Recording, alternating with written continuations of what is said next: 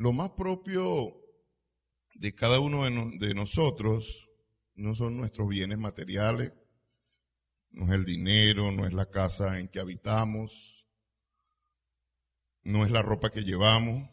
Lo más propio de nosotros, en un sentido, es nuestro cuerpo, que al final es el cuerpo que el Señor nos ha prestado, ¿no? Por eso nosotros lo cuidamos, procuramos sentirnos bien con él, procuramos no dañarlo, ni que otros lo dañen o le hagan daño. No permitimos que nadie lo toque sin nuestro permiso. El cuerpo es como el sitio de nuestra individualidad. Es lo que nos distingue también de otras personas, nuestros rasgos, la forma de caminar, las expresiones corporales. Eso tiene que ver con el sentido de cuerpo. Y todos esos aspectos hacen único. Y es como si se puede decir, como una herencia que revela de dónde provenimos, porque ahí implica la genética y todo eso, el padre, la madre, la cultura, todo tu trasfondo particular. Entonces, cuando usted ve el concepto de cuerpo en la Escritura, wow, es algo maravilloso y profundo. Y hoy vamos a estudiar un pasaje bíblico, precisamente para hablar un poco de ese concepto de cuerpo en la Escritura.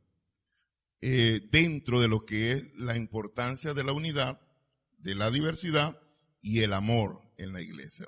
Casi siempre cuando usted ve que el Nuevo Testamento menciona ese concepto de cuerpo, sobre todo en la pluma del apóstol Pablo, que fue el que hizo la metáfora, tiene que ver con eso, con diversidad, con unidad y amor. Es una metáfora, si usted quiere ponerle un adjetivo, quiere calificarlo, poderosa. Porque cuando usted la revisa, tiene como una comprensión mucho más profunda de lo que tiene que ver la iglesia. Y ayuda en el tema de la salud y el crecimiento. Yo creo que una de las fragilidades de la iglesia evangélica en general es que carece de un claro concepto de lo que es la iglesia como cuerpo, la centralidad de la iglesia como el cuerpo de Cristo. Por eso usted ve que mucha gente anda a su manera. Y vamos a leer en Primera a los Corintios, en el capítulo 12. Vamos a leer allí del versículo 12 en adelante. Cuando usted esté allí, me confirma con un amén. Y dice así la bendita palabra de Dios. Primera a los Corintios, capítulo 12, del 12 en adelante. Dice así: porque así como el cuerpo es uno y tiene muchos miembros, pero todos los miembros del cuerpo, siendo muchos, son un solo cuerpo, así también Cristo. Porque por un solo espíritu fuimos bautizados en un cuerpo, sean judíos o griegos, sean esclavos o libres, y a todos se nos dio a beber de un mismo espíritu. Además, el cuerpo no es un solo miembro, sino muchos. Si dijere el pie, ¿por qué no soy mano? Porque no soy mano, no soy del cuerpo. Por eso no será del cuerpo. Y si dijere la oreja, porque no soy ojo, no soy del cuerpo. Por eso no será del cuerpo. Si todo el cuerpo fuese ojo, ¿dónde estaría el oído? Y si todo fuese oído, ¿dónde estaría el olfato? Mas ahora Dios ha colocado los miembros, cada uno de ellos, en el cuerpo como Él quiso. Porque si todos fueran un solo miembro, ¿dónde estaría el cuerpo? Pero ahora son muchos los miembros, pero el cuerpo es uno solo. Ni el ojo puede decir a la mano, no te necesito, ni tampoco la cabeza a los pies. No tengo necesidad de vosotros. Antes bien, los miembros del cuerpo que parecen más débiles son los más necesarios, y a aquellos del cuerpo que nos parecen menos dignos, a estos vestimos más dignamente, y los que en nosotros son menos decorosos, se tratan como más decorosos. Porque lo que en nosotros son más decorosos no tienen necesidad, pero Dios ordenó el cuerpo, dando más abundante honor al que le faltaba. para que no haya desaveniencia en el cuerpo, sino que los miembros todos se preocupen los unos por los otros, de manera que si un miembro padece, todos los miembros se duelen con él, y si un miembro recibe honra, todos los miembros con él se gozan. Vosotros pues sois el cuerpo de Cristo y miembros cada uno en particular. Poco trabalengua, ¿verdad, hermano? Es muy característico del estilo literario del apóstol Pablo, pero lleno de tanta bendición y profundidad. Vamos a tratar de reflexionar hoy de una manera compacta, o no traigo la intención de predicar el Evangelio eterno hoy. Vamos a ir al punto de lo que podemos ver en este argumento del apóstol Pablo y en este párrafo. Y lo primero que salta cuando usted lee este pasaje es exactamente como un contraste que va llevando el apóstol Pablo para mostrarte de qué va eso del cuerpo y la individualidad. Él te va llevando de una manera que te va mostrando que hay un concepto corporativo y que debe convivir sanamente, comedidamente con la individualidad de cada quien. No se pierde. Y eso solamente lo puede hacer el Señor. ¿Cómo nosotros podemos ser el cuerpo de Cristo, pero dentro de esa visión corporativa, cada uno de nosotros tiene su particularidad porque Dios así lo quiso, pues.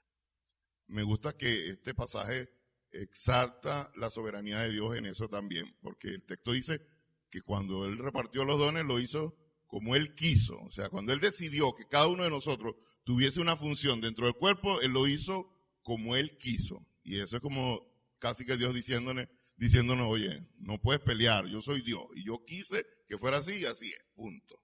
No vale argumento.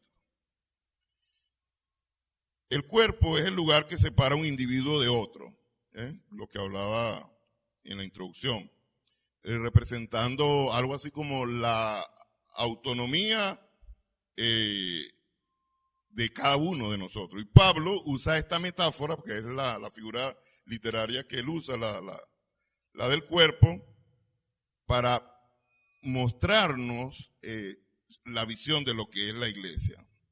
No solo lo que es la iglesia, cuando usted revisa allí no es solo lo que es la iglesia, sino que junto con ese concepto, él nos da también luces de cómo debe funcionar la iglesia. Entonces, no solo que yo tengo un concepto intelectualmente hablando de lo que es la iglesia, sino que yo tengo claro cómo funciona la iglesia. La iglesia tiene su manera, el Señor fue el que la fundó, la estableció. La iglesia es una de las 3 instituciones directamente creadas por Dios. O sea, Él es el fabricante. Y si nosotros tenemos una duda de cómo debe funcionar, tenemos que buscar su consejo. Señor, ¿cómo tú fundaste directamente la iglesia? ¿Cómo debe funcionar? Bueno, la palabra de Dios no los muestra. Algo importante en esta porción de 1 Corintios capítulo 12 es que debemos nosotros revisar el contexto inmediato del pasaje, pero también el contexto histórico-cultural, porque mucho de lo que Pablo está hablando y está diciendo allí tiene que ver con una realidad, algo que estaba aconteciendo en la iglesia de Corintios en ese momento. Por eso el apóstol Pablo está escribiendo de esta manera. Cuando usted mira el comienzo de este capítulo, él inicia hablando acerca de los dones espirituales. Y resalta la unión que debe existir dentro de la iglesia. El apóstol Pablo les escribe de esa manera tan firme como él lo hace o lo hacía, para persuadirlo de que ellos debían revisarse, mirar cuál era su condición y cómo traerlos a la sensatez. Como el escrito en su contexto es un llamado a la sensatez, y era como el apóstol Pablo diciendo, revísense y tienen que hacer algunas correcciones. Oye, como cuerpo de Cristo no están funcionando como debe ser. Entonces hay que hacer unas correcciones. Y uno debe tener esa actitud, hermano. Cuando uno piensa que ya uno está listo, que no debe corregir, no vamos por buen camino. Porque así uno piense que uno no está errado y alguien te lo manifiesta, usted debe al menos darle el beneficio de la duda. Bueno, ¿qué estará viendo el hermano que yo no estoy viendo? Y revisarse. el apóstol Pablo quiere persuadirlos a ellos, él como una apelación a la sensatez de ellos, para que hagan las correcciones en su vida personal y por supuesto en la vida de la iglesia. Y lo que el apóstol está resaltando aquí es que si ellos no hacían eso, los dones espirituales, que son esos regalos preciosos que Dios nos ha dado, no van a funcionar debidamente, porque los dones espirituales son una bendición del Señor, pero ellos deben ser usados correctamente, unido a algo que tiene que ver con el carácter, porque alguien que pretenda hacer uso de los dones que Dios le ha dado sin un carácter, eso es peligroso. A veces es mucho más el daño que se hace que el bien que se hace. Eso de tener un carácter aprobado es importante, hermano.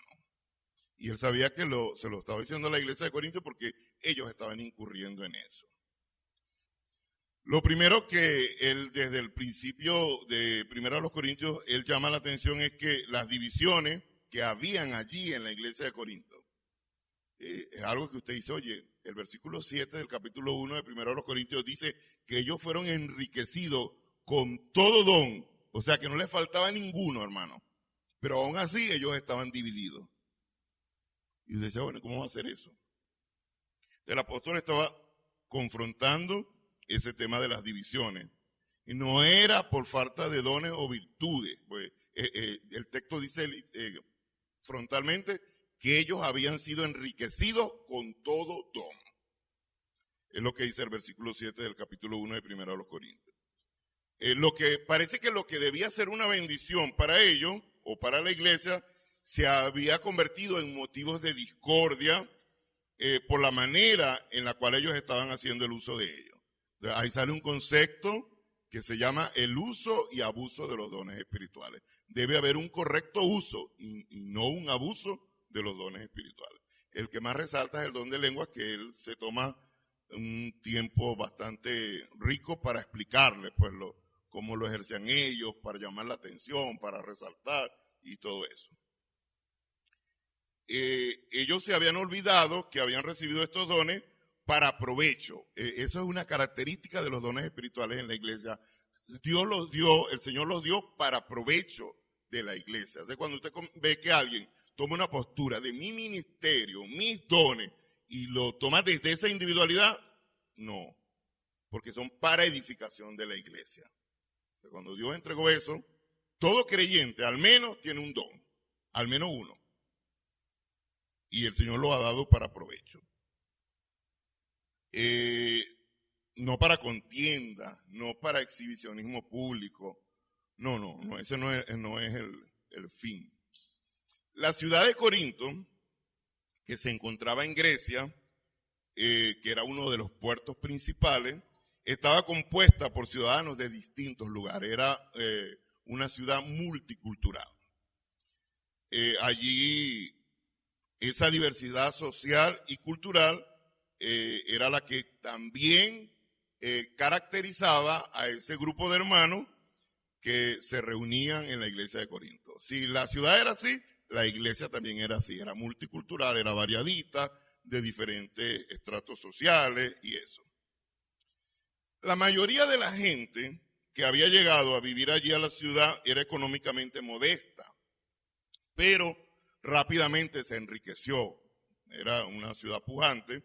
Entonces muchos de los que eran como emergentes acaudalados formaban parte también de la iglesia. Dentro de la iglesia estaban este estrato, este grupo etario. Y al igual también de las personas pobres y humildes que también se habían convertido al evangelio y estaban allí en la iglesia. Entonces los conflictos en la iglesia surgieron rápidamente debido a la falta de comprensión de esta diversidad. Entonces la vida de la iglesia se estaba haciendo tensa y por eso el apóstol Pablo, cuando usted comprende lo que estaba pasando en el contexto histórico-cultural y usted lee otra vez el pasaje, usted dice, esto era lo que estaba ocurriendo. Entonces, para enfatizar la importancia de cada miembro, Pablo entonces usa esta imagen poderosa del cuerpo, es decir, el cuerpo humano, compuesto por muchas partes. Y cada parte tiene una función específica y única, Porque si todas las partes del cuerpo quisieran hacer lo mismo, existiría el cuerpo. No puede ser todo el cuerpo, no puede ser nariz, todo el cuerpo no puede ser oreja. Eso sería algo extraño, ¿verdad? Entonces es algo raro. Cada parte tiene una función específica. Y no, definitivamente no existiría el cuerpo si se pretende que todo el cuerpo sea una sola parte del cuerpo. No podría funcionar, no podría crecer, no podría avanzar de la misma forma. La iglesia también necesita de esa diversidad de sus miembros para que pueda ser completa y para poder cumplir la misión. Si alguna vez a usted le ha pasado por la mente pensar que usted, oye, yo soy el menos de menos, el mal, el hermanito, el que ni nadie ve, si alguna vez le ha pasado eso por la mente, hermano, lea este pasaje, porque todos los miembros del cuerpo son importantes. Todos. Y me gusta que el pasaje resalta hasta los menos, los que son importantes. Si no vaya usted a la casa, no vaya a hacer eso, es un ejemplo. Si no vaya usted a la casa y quítese las pestañas, agarra una tijera y quítesela. ¿Para qué sirven las pestañas? Tienen su función, ¿verdad? Eso es solo un ejemplo, así que se me viene a la mente. Y es lo que el apóstol Pablo resalta acá, esa unidad y esa diversidad que hay en el cuerpo de Cristo. Ese pasaje que es la base de hoy, 1 Corintios capítulo 12, por lo menos hasta del 12 hasta el 27, es un claro llamado a la unidad del cuerpo, hermano. Es un claro llamado a la unidad del cuerpo. Si usted se hace esta pregunta hasta este punto del mensaje de hoy, y usted dice, ¿qué es lo que Dios nos está queriendo decir como iglesia en esta mañana? Usted tiene que decir, Dios nos está llamando a la unidad del cuerpo, a preocuparnos, a ser factores de unidad en el cuerpo, no a disentir en el sentido de divisiones y esas cosas. Dios nos guarde. La iglesia, que es esa estructura redentora que el Señor estableció, es la representación de la presencia de Cristo entre los seres humanos. Es decir, si nosotros como iglesia somos el cuerpo de Cristo, Cristo es la cabeza. Eso lo sabemos por lo que la misma Escritura dice allá en Efesios capítulo 5, versículo 23, ¿verdad? Decimos que Cristo es la cabeza. Por eso cuando alguien dice, no, que los pastores son la cabeza de la iglesia, no, somos los dirigentes, los ancianos, que Dios nos ha dado la tarea de representar su autoridad. Porque ni siquiera somos la autoridad. La autoridad es Cristo, su palabra. Nosotros representamos la autoridad del Señor. Eso es más delicado. Pues cualquier cosa que hagamos la estamos haciendo en representación del Señor. Entonces el Señor es el jefe de la iglesia, una palabra que usa mucho la hermana Areli. Tenemos un jefe y el jefe es el Señor. Él es el jefe de la iglesia. Él es el único que tiene la preeminencia en la iglesia local, en la iglesia universal. Toda la preeminencia es solamente para Él. Y los demás somos hermanos. ¿Cuánto para usted qué significa ese concepto de que somos hermanos? Pregúntele allí a su hermano que está ahí al lado. Hermano, oye, ¿para ti qué es eso de ser hermanos en Cristo? A ver, ¿qué le dicen?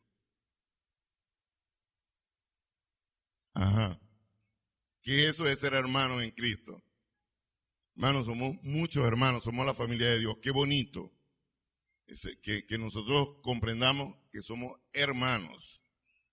La iglesia posmoderna, sobre todo los movimientos de falsa doctrina, ellos no sé quién les enseñó eso de que no debemos ser religiosos, porque aunque no querramos, nosotros, como quiera que sea, profesamos una religión. El mismo Nuevo Testamento dice que nosotros tenemos la religión verdadera, y esta es la religión verdadera.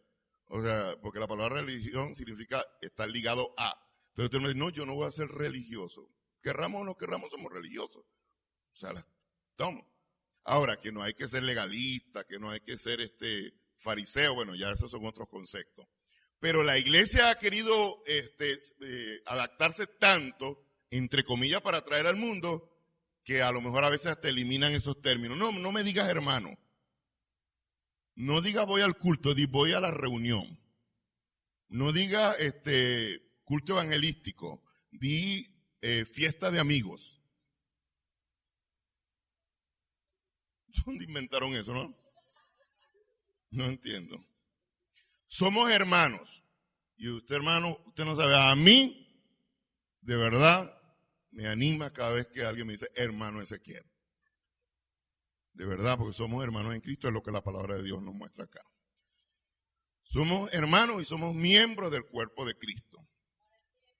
Amén. Y vamos a estar aquí, y aquí esto es una preparación para lo que va a ser las edades eternas.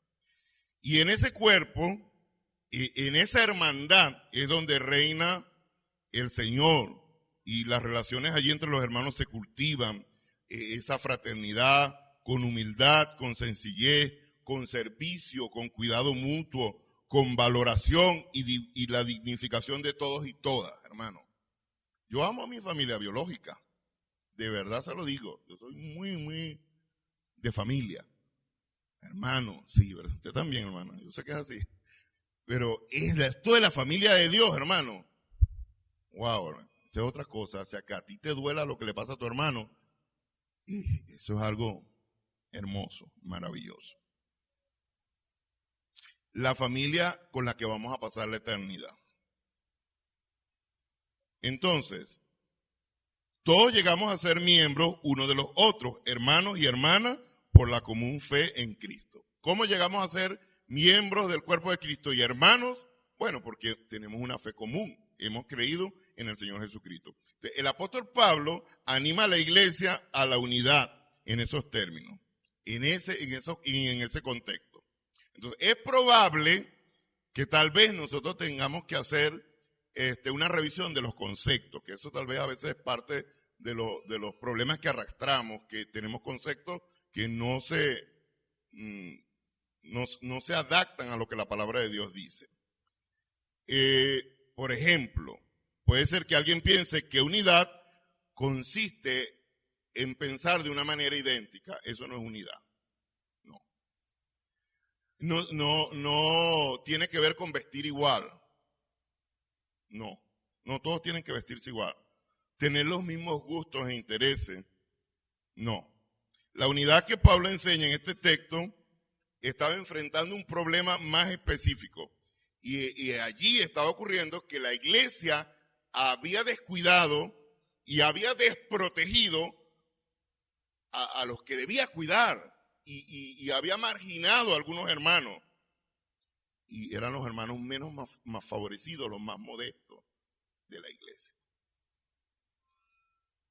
Había también un tipo estamos hablando de Grecia, o sea, de todo lo que era había una discriminación intelectual, social, económica. Bueno, entonces en ese contexto el apóstol Pablo reflexiona sobre la unidad de la iglesia. Y esa unidad, nuestra unidad, tiene su centralidad en Cristo. Porque yo amo a mi hermano, porque yo fortalezco mis relaciones fraternas, porque mi hermano es de la familia de Dios y es mi hermano en Cristo. Precisamente porque Cristo es el centro de esa fraternidad. El Señor es lo que nos da ese balance. Había como un tipo de solidaridad que debía florecer en medio de los creyentes. Eso era lo que el apóstol Pablo les estaba diciendo. Dentro de la iglesia, cada miembro tiene dones y talentos específicos otorgados por el Espíritu Santo. No voy a preguntar cuántos saben cuáles son sus dones, porque ya sabemos la estadística. El 80% de los creyentes de todas las iglesias no saben cuáles son sus dones. Tenemos en noviembre una vigilia sobre los dones espirituales. Prepárese, porque noviembre, si ahorita, hermano, porque octubre se va corriendo. Dentro de la iglesia, cada miembro tiene dones y talentos específicos otorgados por el Espíritu Santo. Esos dones varían. El servicio, la hospitalidad, el liderazgo y la diversidad de estos dones no solo enriquece a la iglesia, sino que esos dones aseguran que las necesidades de la iglesia sean atendidas. Es importante destacar, ningún don es superior, ninguno, hermano. Todos trabajan por el bien común. Bueno, solo que algunos tienen un poquito más de plataforma, pero eso no los hace superior. Yo siempre recalco que usted no se imagina, sobre todo nosotros los ancianos que estamos en el ministerio pastoral, cuánta gente hay tras bastidores que nunca van a aparecer ni estarán en el rating de nadie, que nos hacen a nosotros los pastores la vida más llevadera. Usted ni se imagina. Y yo doy gracias a Dios por eso. Pues esos son los dones que Dios ha dado a su iglesia. Y hay gente que Dios usa dentro de la iglesia, ellos ni se imaginan cómo Dios los está usando para que el reino avance. Bueno, son vistosos, no tienen pompa, ellos están allí, tras bastidores. Por ejemplo, Pablo y Pedro, para tratar de poner algo así bien, tenían ministerios distintos, pero eran complementarios. El mismo Pedro reconocía de la profundidad del apóstol Pablo. Él decía, el hermano Pablo, que se mete en unos asuntos más profundos, él reconocía. Y Pedro estuvo allí pegadito al lado del Señor. Bueno, ese es el tema de los dones y de los ministerios en la iglesia. El de reconocer, saber, oye, sí, que si alguien dice en la iglesia que tiene el don de la enseñanza, los ancianos pueden confirmar ese don. Oye, si fulano dice que tiene el don de la enseñanza, sí, por esto, por esto, por esto y por esto. Y la iglesia misma lo confirma también, porque la iglesia es el ambiente donde uno se foguea y ahí afloran los dones espirituales. Entonces, si alguien no hace vida de iglesia, si alguien no se relaciona con el cuerpo, esos dones difícilmente van a aflorar.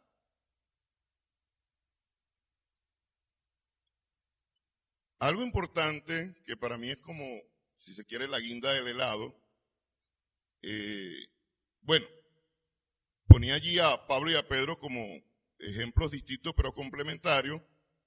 Es importante también decir que los ministerios dentro de la iglesia deben trabajar en conjunto para los fines de la misión y la visión de la iglesia.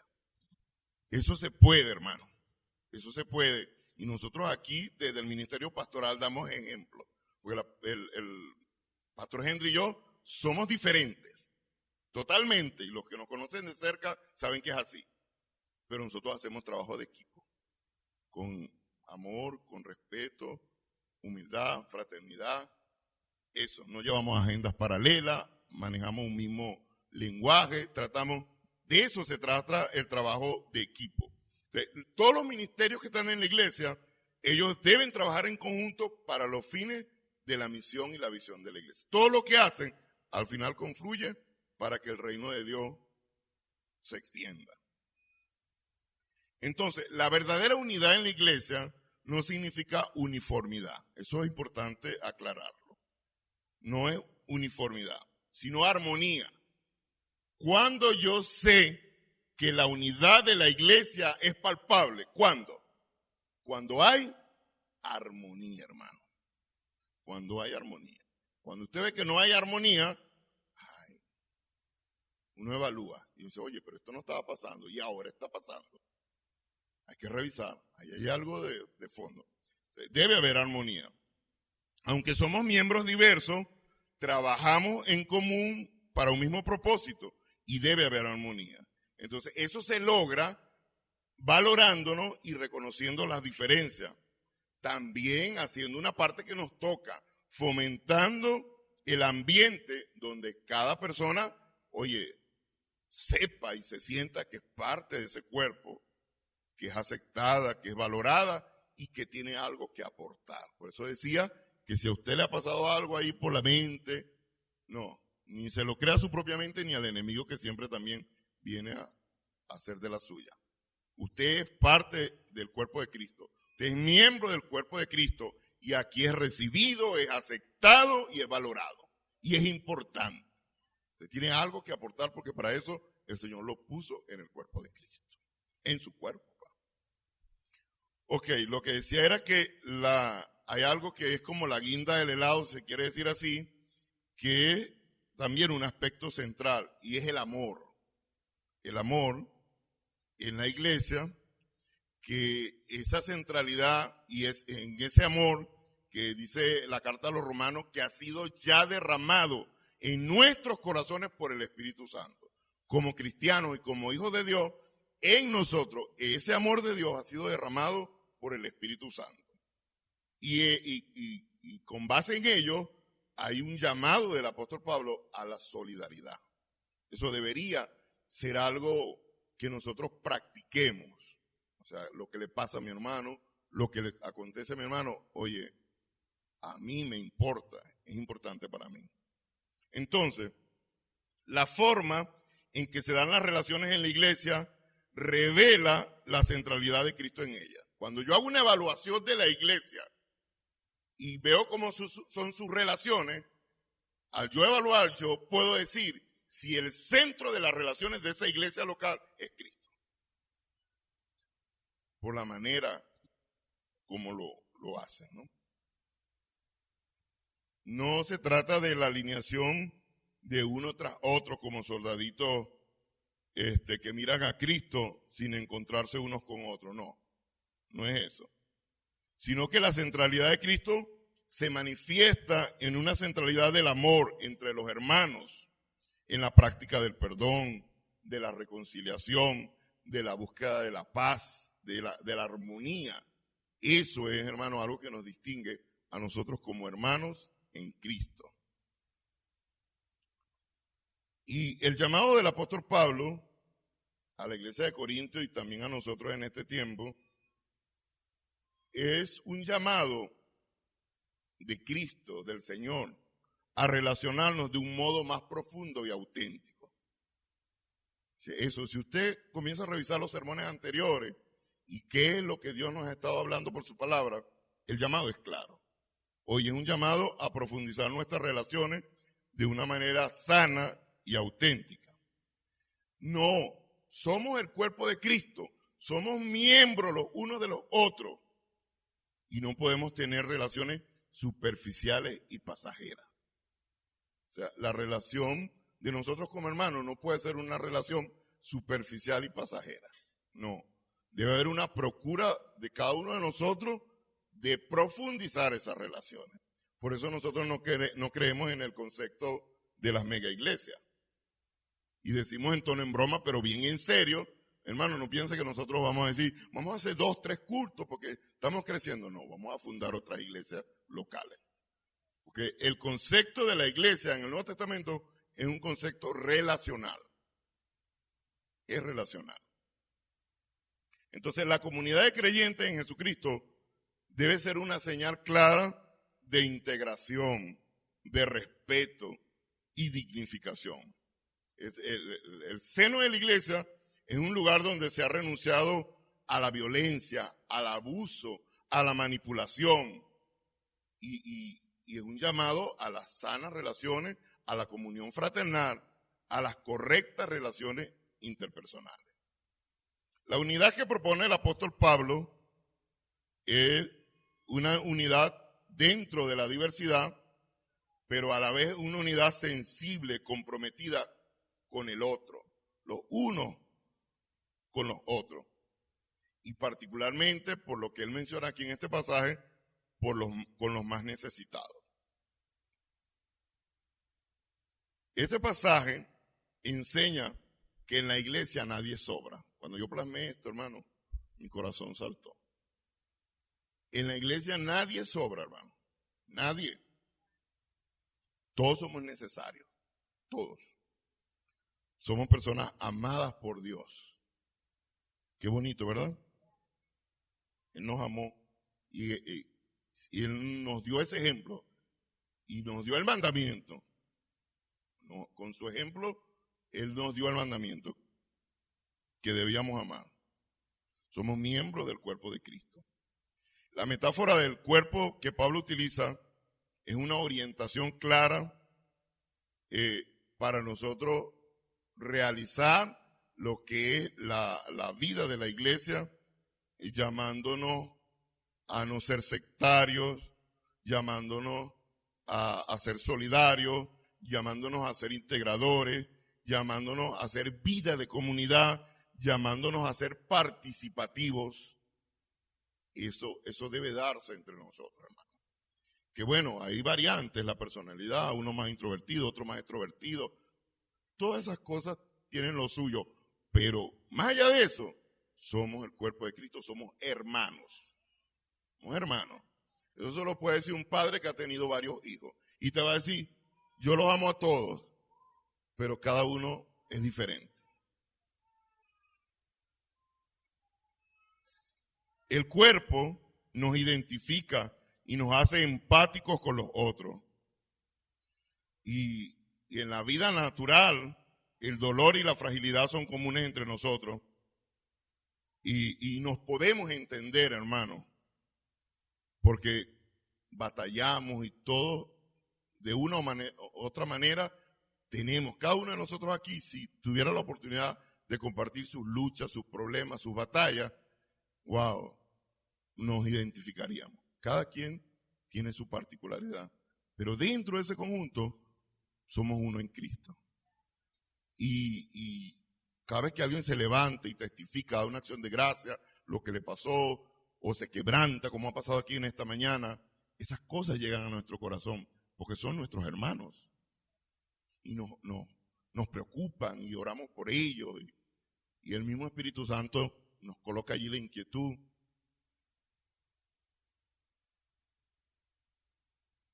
Jesús mismo mostró una especial preocupación por los cuerpos hambrientos, los enfermos, los doblegados. Es más, Cristo sufrió en nuestro lugar y se identificó profundamente con nosotros. Cristo se solidarizó en nuestros dolores. Por eso la Biblia lo llama el varón experimentado en dolores y en nuestras angustias, en nuestra condición de ser cuerpo. Hermanos, ser cuerpo de Cristo es ponernos en el lugar del otro. Es aliviar el dolor, es curar, es tocar, es abrazar, es sostener, así como lo hizo Cristo por nosotros. Esos son nuestros hermanos, somos hermanos. Que Dios nos ayude, mis hermanos, porque la iglesia, al ser el cuerpo de Cristo, tiene un llamado a la solidaridad, donde el amor de Dios se expresa y está en una constante construcción de relaciones profundas y auténticas, que están basadas en la compasión, en la justicia, en el cuidado por las necesidades de cada miembro, especialmente de los más vulnerables.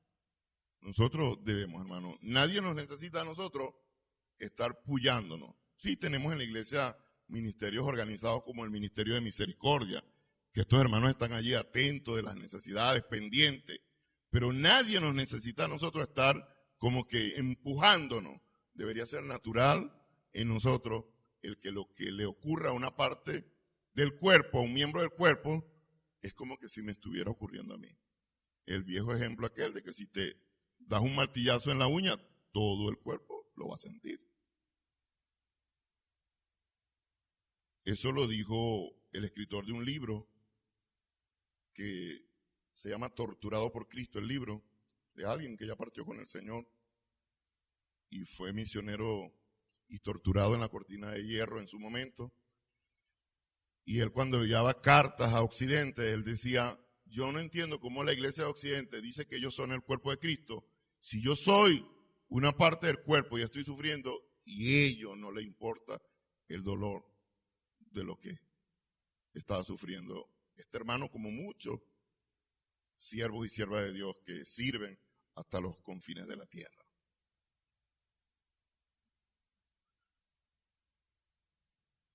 ¿Qué acciones concretas podemos tomar los miembros de la iglesia para vivir la unidad y la solidaridad como cuerpo de Cristo? Si usted dice, oye, yo entendí el mensaje de hoy. ¿Qué acciones concretas yo puedo tomar hoy para vivir la unidad y la solidaridad como cuerpo de Cristo? cada uno de nosotros, hoy debería salir retado de acá en hacer cosas para fortalecer la unidad y la solidaridad del cuerpo de Cristo, de nosotros, como iglesia. ¿Cómo podemos construir relaciones más profundas y auténticas? ¿Cómo? Vamos a ver, vamos a tratar de construir algo aquí así, en caliente. ¿Cómo podemos construir relaciones más profundas y auténticas? Una llamada, una visita, orar, eso. Clave, hermano. Orar. Cuando yo le digo a alguien, tú no sabes ni cuántas personas están orando por ti.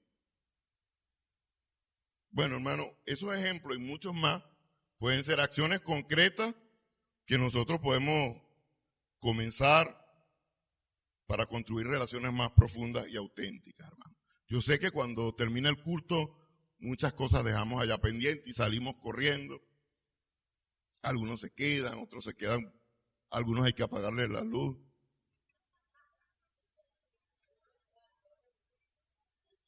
Pero pensemos, ¿cómo podemos construir relaciones más profundas y auténticas? Sanas, hermano.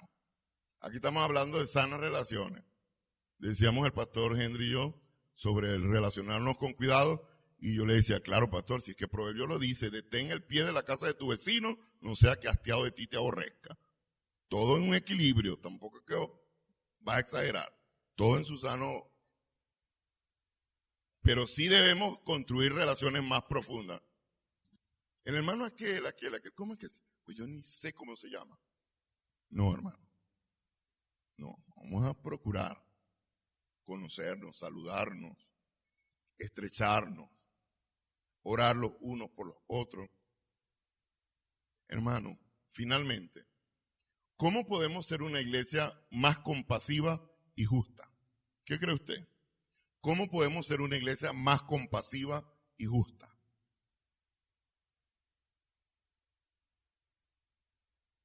Ayúdeme. Me gustaría responder esa pregunta. Compasión por aquí. Cuidándonos, ¿verdad?